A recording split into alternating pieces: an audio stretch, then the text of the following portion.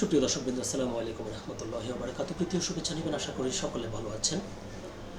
নাগরিক ঐক্যের সভাপতি মাহমুদুর রহমান মান্নার জন্য একটি দুঃসংবাদ। আসন্ন ত্রয়োদশ জাতীয় সংসদ নির্বাচনে তিনি প্রার্থী হতে পারবেন না। তো কেন তিনি প্রার্থী হতে পারবেন না, এ নিয়ে দৈনিক যুগান্তর পত্রিকায় একটি প্রতিবেদন প্রকাশিত হয়েছে, যার শিরোনামে বলা হয়েছে আপাতত নির্বাচনে অংশ নিতে পারছেন না মান্না।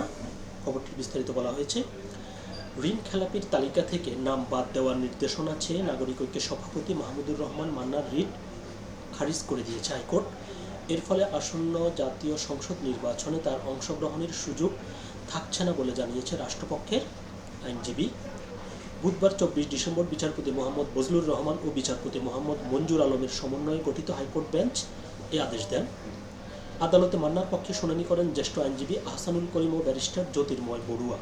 রাষ্ট্রপক্ষে শুনানি করেন deputy attorney general Shafiqur Rahman. এ প্রসঙ্গে deputy attorney general Shafiqur Rahman গণমাধ্যমকে বলেন, বাংলাদেশ ব্যাংকের ঋণ খেলাপির তালিকা থেকে নাম বাদ চেয়ে নাগরিক ঐক্যের সভাপতি মাহমুদুর রহমান মান্না রিট করেছিলেন। আদালত রিট আবেদনটি খারিজ করে দিয়েছেন। এর ফলে তিনি নির্বাচনে অংশ নিতে পারবেন না। মান্নার আইনজীবী ব্যারিস্টার জ্যোতির্ময় বড়ুয়া বলেন, হাইকোর্টের রিট খারিজের আদেশের বিরুদ্ধে আমরা আপিল করব।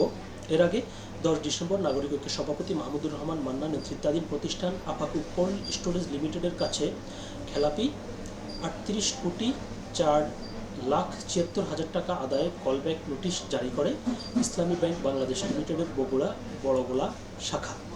মান্না ও তার দুই অংশীদারের ঠিকানায় পাঠানো এই নোটিশে 18 ডিসেম্বরের মধ্যে বকেয়া পরিশোধের নির্দেশ দেওয়া হয়। সকল ভালো থাকবেন।